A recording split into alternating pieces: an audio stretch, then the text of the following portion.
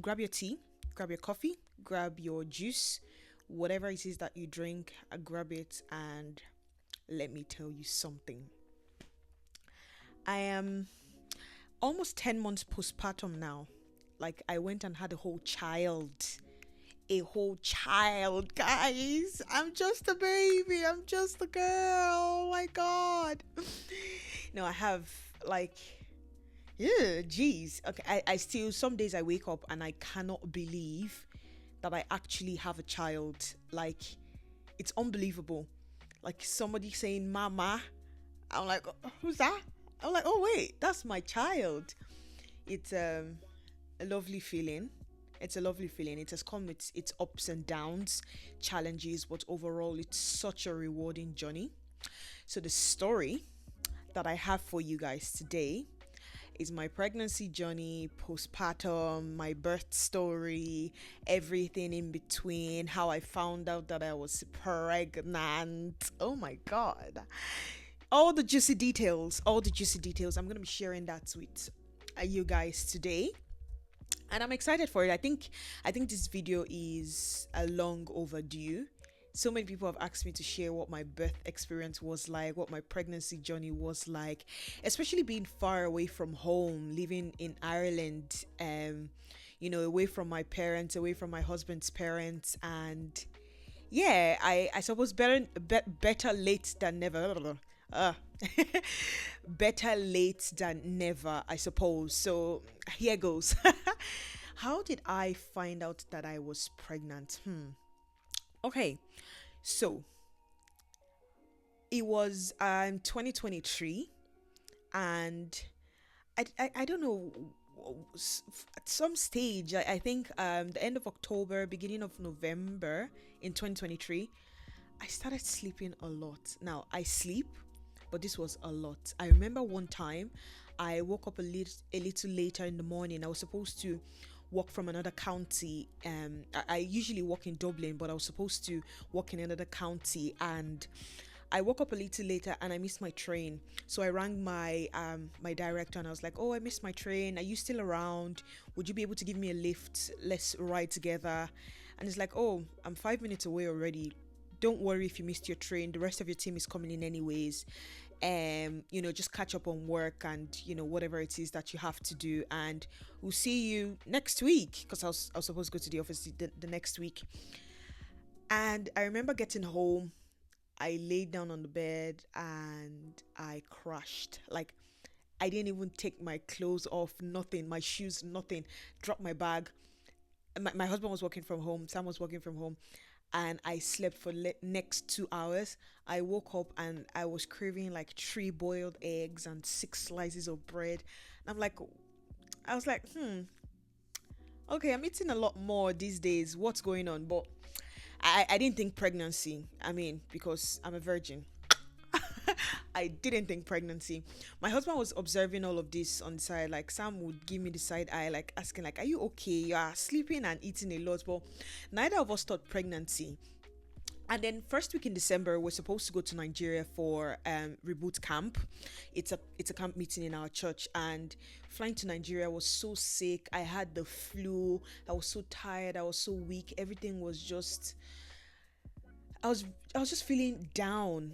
We tried every flu medication that exists, and nothing worked. So arriving in Nigeria, my mother-in-law made me pepper soup. I mean, that was nice, but nothing cured whatever it is that I was feeling at the time. And then I was going to get like maybe malaria injections, or something, anything, just so that I could feel better, because I had reboot camp and I needed to be all in. I needed all of my energy. And I remember going for no, my Sam suggested to me that, look, if you're going to be medicating yourself, giving yourself injections and all of that, let's know what we're treating. So go for a full test, right? Go do all the tests, go and do everything that needs to be done, and let's know exactly what we're treating. So we went to a lab. We got tests, and Sam just said, "Yeah, throw in the pregnancy test, because we're not on any contraceptives anyways. Let's see if that's it. If it's not, then great." Lo and behold, the test came back and it was positive. was like, oh my God, I'm pregnant? How?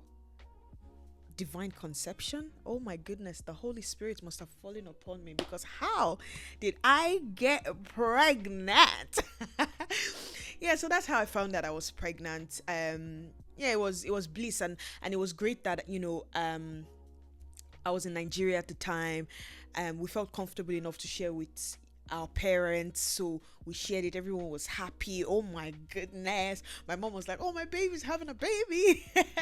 Yeah, so it was very nice. And yeah, the pregnancy journey itself, I would say the first trimester was really where I was hanging on for dear life. Like, it was also, so my first trimester was, in my head I calculated as, when I found that I was pregnant till, maybe like March or April, I don't know. But so that's March or April, like 2024 now. So we're in 2024. And for anyone who is an accountant, you know how busy the beginning of the year is. I work in industry, so that means that I have year end going on, I have audits going on, I have regulatory accounts going on. It's my busiest season of the year, like sundown to sun up kind of working. You wake up, some days I'm logging in at 6:30 and I'm not logging out till 8:30 in the evening. I was a busy, very, very busy. And there's a little human growing on my inside as well. I was, oh my God. And I didn't feel comfortable enough to share with my employer at the time. So I needed to hold it all in and still deliver on everything that, was required of me. So that was hard. That was really hard. The symptoms I was feeling, I think it was mostly just nausea. I didn't throw up.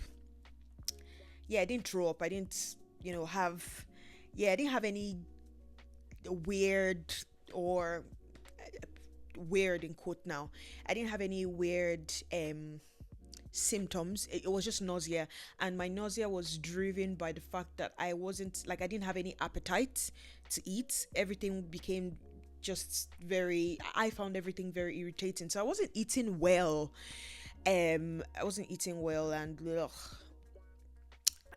yeah, so I had a lot of nausea. Times where I ate well, the nausea went away and didn't throw up, nothing. So it was, looking back, looking back, having experienced that, I'll say, yeah, it was grand. It was grand, but when I was going through it, it was not grand. But yeah, that happened. The first trimester was grand. Second trimester, I started to get myself back, feeling all nice and good. Got my appointments at the hospital. Found out the baby was a boy. I mean, I knew the baby was a boy from the moment I got pregnant, mind you, because the Lord told me. I was very sure. I was 100% sure. I was so sure that the sonographer could not tell me anything otherwise. I was so sure it was a boy. But yeah, it was nice to confirm that. Yeah, so that was second trimester. It was nice. It was easy. Oh, well, I'm skipping something now. I had COVID. Yeah, I had COVID when I was pregnant. Oh my God, I had COVID in my late second trimester. I had COVID, and I think it was the worst thing ever. I felt very down. I felt, I don't know. I felt like I was, my body wasn't going to be able to do what it needed to do. I was always laying down. I wasn't moving around. I remember going for one of my midwife appointments and finding out that the baby was transverse, and she saying to me that, look, you have a couple of weeks to go. If the baby doesn't turn around, you're going to have a C-section. And I already told God, I am not having a C-section birth. My first baby and all my babies are going to be vaginal deliveries. I am not having a C-section. Nothing against it. It was just personal preference. So yeah, I remember calling my mom, calling my mother-in-law, and everybody praying with me. And then my husband got me this really big, huge, bouncy ball from Amazon, the yoga ball thing that pregnant women use. And I remember bouncing on it like my life, like my life depended on it. I was bouncing like all day, every day, because I had recovered from COVID at that time. So I yeah, I was bouncing on the ball, and by my next appointment, surely the baby had moved. The baby had moved and was in optimal birth position. And yeah, there came third trimester. Third trimester was nice. Yeah, trimester was nice. I was beginning to get very heavy, as expected. I was beginning to get very heavy. and I had like a big bump. My bump really grew at that time. The key highlight in my third trimester obviously was my baby shower. My sister and my friends threw me the nicest baby shower. It was very good. I was very happy. It was late into my pregnancy. I think I was like 35, 36 weeks at that point in time, so I was already so tired, but I enjoyed it. I really really enjoyed it. There was loads to eat and drink, and people got me and got us and the baby really nice gifts, which I really appreciate. That really warmed my heart. I remember my friends always, buying me my my pregnancy cravings. One of my friends, Shola, got sent me money one time because I was always craving suya. He sent me money to buy suya. Some of my church members as well made meat pie, suya, different kinds of things, just so that a pregnant woman is happy. I craved ice cream a lot, so my husband had to drive, and it was a particular kind of ice cream from a particular kind of place. So my husband had to drive some interesting distance to buy me ice cream, but anything for me, right? Anything for pregnant woman. Yeah, no, so pregnancy was smooth, to the glory of God. Honestly speaking, I would, aside COVID, I wouldn't say there was anything that came up or anything that happened that really affected me or affected the baby. It was very nice. It was very nice. I mean, will I do it again? Of course I will, duh. Yeah, but yeah, that was nice. And then towards the end of my pregnancy, um around say 38, 39 weeks, I began to feel very unsettled, just very unsettled in my mind, very unsettled in my body. I started to feel like something was wrong. I made my midwife aware of what was going on. I was low risk pregnancy, so I used the community midwives in my area. I didn't want to have to go to the maternity hospital every time I needed to go to the hospital or every time I had an appointment. So I let my midwife know what was going on, and she was like, no, it's just in your head. It's the end of your pregnancy. You're probably just nervous. It's your first baby. Don't worry too much about it. And I was like, sure. She's the professional. She probably knows. But that feeling didn't go away no matter how much I tried. I remember speaking to Sam about it as well, and praying about it too. But yeah, just something was just feeling off. And then I coincidentally, I think around 38 plus 5, I had a midwife appointment. No, not a midwife appointment now, a doctor's appointment, because it was coming to the end of my pregnancy. So that meant that I needed to start seeing doctors. I saw midwives throughout my pregnancy. So at this point I needed to start seeing doctors. So I remember going into the main maternity hospital, saying to the doctor how I was feeling. And in fact, before I got to seeing the doctor, when the midwives were running the preliminary checks, checking my blood pressure, my urine, everything, I had a blood pressure spike.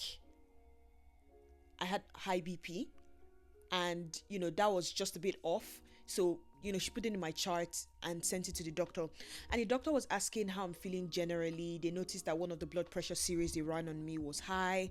Am I okay? And I'm like, yeah, I've just been feeling very unsettled. um I just feel like something is wrong. And she said, look, there's no harm, right? Let's run tests. So she ordered blood tests, and I think a full extensive urine test as well. And yeah, that happened. So that was 38 plus 5. 38 plus 6 or 38 plus 7. I don't remember which one now. The hospital gives me a ring and says, "Oh, hi, Ibosa, how's it going? You ran a couple of tests there a few days ago, and we just wanted you to come into the hospital just to discuss your test results. We see that you don't live too far away. Would you mind coming in?" And this was early in the morning on a Friday morning.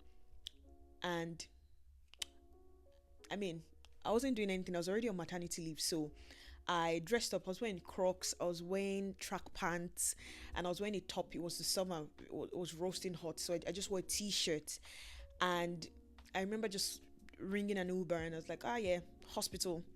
And straight. I went straight to the hospital. On seeing the doctor, in my somewhere in my head, I was wondering, why are they calling me into the hospital to discuss test results? Can you not just tell me test result on the phone? About getting to the hospital, they asked me, they tested my, like, they really took their time, did multiple blood pressure checks, tested my urine again, did another blood test, and the doctor comes in and she checks my cervix, checks me, looks at the blood test result, checks the size of the baby, starts to do a lot of measurement and everything, like really intense checks that I have actually never had since being pregnant and going for all of these appointments. And then she takes a deep breath and she says to me, look, with this test result, with the size of your baby, with the with how far along you are, you're going to have this baby. You are not going home. You have what we call preeclampsia. So they had found protein in my urine, and coupled with the high blood pressure, spikes that I had, I was going to have the baby. So me leaving my house in Crocs, sweatpants, or track pants rather, t-shirt, going to the hospital to discuss my test results turned out to be me getting admitted to have the baby. So the doctor told me to ring Sam, my designated support person. Told me to ring Sam. So I rang Sam and said, look, we're having the baby, this is what's going on. Turns out that what I was feeling in my head was actually right. My motherhood instinct had kicked in. So preeclampsia is very dangerous and can put the life of the mom and the baby at risk. So they were not taking any chances. So the good thing was that I was already dilated. So I was already in labor, but not active labor. So they said, look, we're just going to have to induce you. We don't need to do the first two steps, which is, I think, pastries and all of that inserted into your cervix to soften it. We're just going to go they said they were just going to go to the point where they would just give me the oxytocin drip, and that would put me into labor. They'll break my waters and boom, baby will be here. I'd watched a lot of TikTok videos about how induction of labor works, and a lot of people were talking about how it's so painful and all of that. I told God that, look, we're having a natural birth. There will be no pain killers, no medical interventions, no forceps or any of those things. We are just going to have a natural birth. You did it for Sarah, you did it for me. You will do it for me. That's what I kept saying. You did it for Sarah, you will do it for me as well. I kept saying that over and over and over again. Now, fast forward to when a spot opened up for me in the delivery suite. I rang Sam. He came to the hospital because he had just left the hospital a few minutes before to drop his mom off. His mom arrived that day, and then labor. It was like the delivery suite was very beautiful. So we got comfortable. They asked me to change into what I would like to deliver my baby in. I did that, and they inserted the cannula. It took like 5 tries. But they inserted the cannula. I was already so tired and exhausted at this point because the weight of the baby was on my uterus. Is it uterus now? Bladder? Yes, bladder. So I was peeing a lot. And it was just affecting my pelvic area, my pelvis. I think that's what that's called. Sorry, I did sciences, but I'm an accountant now. We know why. So the weight of the baby was just much on me. I was tired. I was just exhausted. And then it was very beautiful because the start of it, because before they broke the waters and started the oxytocin drip, they gave us the opportunity to pray. So we asked for a few moments to pray and to just connect with each other, my husband and I, before they got started. So after we did that, they broke my waters. The doctor came in, broke my waters, and they started the drip. When they started it, I was like, okay, yeah, that's not too bad.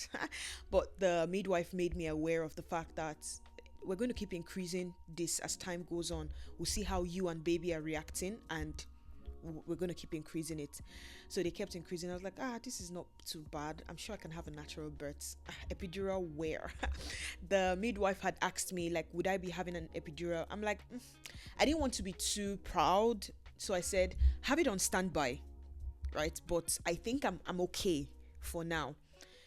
The midwife knew, the doctor knew, everybody knew that I might need an epidural. They were so kind. So they asked the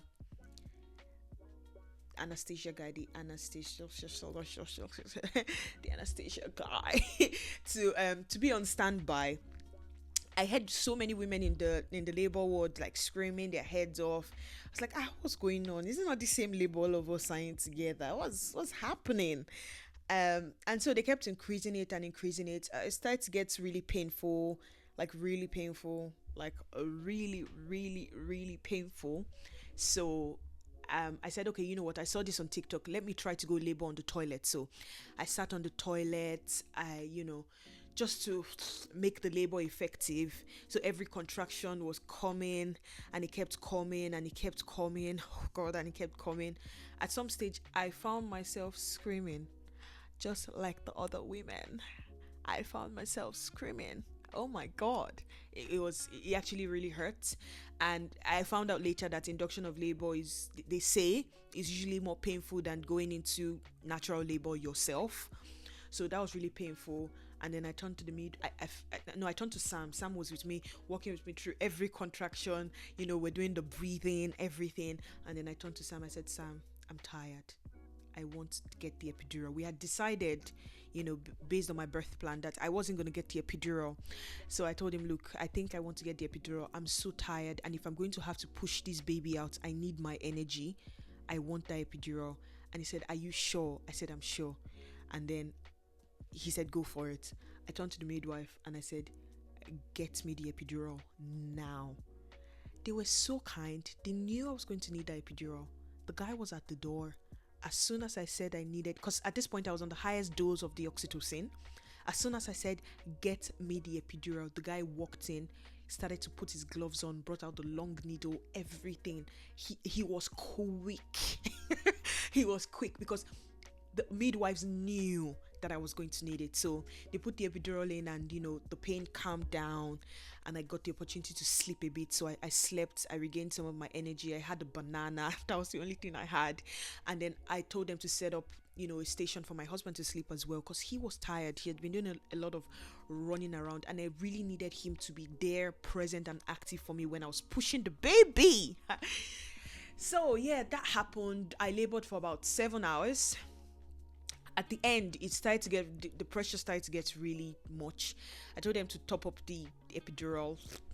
I mean, they did that, but it was something. It started to get really, really painful. Sure, look. Anyways, they offered me gas and air, and I thought gas and air was a pain relief, but actually it's not, in my opinion anyways. I just think like it distracts you from the pain. It's like a high because it's laughing gas. So it just gives you some kind of high where you are distracted from the pain. But I was not distracted. I did not like the gas and air. And we got to the point where it was time to practice push. My midwife, Vasiliki, I think that's her name. She's Greek. She told me to practice push, to see, she was going to teach me how to push the baby out, because my first baby, I didn't know what I was doing. And then in the process of practice pushing, she was like, oh yeah, baby is ready like right about now. And then she goes to wake Sam up, like it's time to push. And we start to push. She told me how to do it, how to hold my breath, control my breathing, everything. And in 15 minutes, Luke was in my arms. Oh my God. In the process of it, she kept asking me, oh, do you want to touch his head? You're almost there. All of that. I'm like, no, thank you. The pressure was much. Yes, I had the epidural, but I was still feeling a lot of pressure. And I remember Sam going there looking like, yeah, he's close. Oh my goodness, he has a lot of hair. Oh my God, do you want to touch? Nearly there, love. So he kept saying all of that, and I was wondering how he was, so involved. I was wondering, but he's great. Sam is great anyways. So that happened. As soon as his head popped out, his body popped out, everything was grand. Vasiliki looked after me. I had less than a first degree tear. Wasn't bad at all. Literally just a small graze. So Vasiliki looked after me. She went and squeezed out every ounce of blood. This is TMI now. Every ounce of blood that came with the baby as well. Delivered my placenta. Um, all the while I was having skin to skin with Luke. Lad came out hungry, so he latched onto me immediately and started to feed. And then they looked after Luke, checked everything. He was grand, perfect. Everything was good. Um, then he had skin to skin with Sam, and they stitched me up. Everything was, like I said, less than the first degree tear, so everything was very quick, very easy. And then this was around like 2 3 a.m., and then they brought us food. Isn't that nice? They brought me food in the delivery suite. They brought my husband food as well, and they gave us time to bond as a family. All the midwives left. They gave us time to bond as a family. It was good. And then they delivered me to the postnatal suite. No, postnatal ward. It wasn't a suite now. They delivered me. So they moved me to the postnatal ward, and I recovered there. I spent like less than 24 hours in the hospital after, and I went home. And when I went home, the midwives came to the house like every day for the first 7 days, alongside with the public health nurse, to see me as well, to check on me, check on baby, run tests, so that we're not up and about going to the hospital all the time, just to give me time to rest and recover. So yeah, I would say overall, I'll rate my birth experience a solid 9/10. The reason why it's not a 10/10 was because of the cannula insertion. The midwife who was doing that, it was the end of her shift. I'm going to give her grace. It was the end of her shift, and she was tired. I think she had delivered about 3 4 5 babies during her shift. She was wrecked.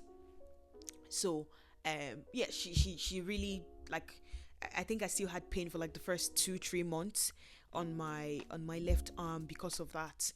But it's all grand now anyways. But other than that, I'll say it was a very lovely birth experience. It wasn't what I planned for. It wasn't what I had in mind. It wasn't what I had envisioned. But it went so much better, like so much better. I remember like 2 minutes after having the baby, I'm like, yeah, I would do this again. I don't know. Is it jazz? No, I think that's just how women are wired anyways, especially when you don't have a traumatic birth experience. So mine wasn't traumatic at all. It was glorious. It was beautiful. I remember my midwife giving me a big hug, saying congratulations. I feel so honored to have delivered your baby. I wish you the best. Oh, it was so emotional. And yeah, leaving the hospital as well, I remember I remember crying, and I did not cry throughout labor, delivery, all of that, despite how much pain and discomfort I was in. But when we were discharged, we were given all the paperwork and everything, and I had to leave, I burst out into tears. I'm like, oh my god, this feels so real now. You mean I actually have to go home with the baby? Like, the baby is mine. You all are letting me, a child, go home with a child? What is happening? So yeah, it was beautiful anyways. It was beautiful. Now yeah, motherhood is great. I rarely get time to myself, but what do I need time for? When I get time, I do things like this. I try to go get my nails done. I try to get my eyebrows trimmed. I try to do things for me, but having a child is very sacrificial. Like you have to rediscover yourself. You need to go back to the drawing board all the time to ask yourself, why did I have a child? Why did I have a child? What's the purpose? What's really important now in this formative years? And yeah, it's great. It's lovely. And like I said, I'll do it again. So that's my birth story. That's my pregnancy journey, and that's how motherhood has been going roughly. There's still a couple of things that I'll do in future videos, a couple of things that I would talk about in future videos, but that's the story, that's the gist. So I hope you enjoyed this. I hope you all enjoyed this, and if you have any questions about anything, put them in the comment section below. I would be looking, I would be responding, and yeah, till next time, bye friends.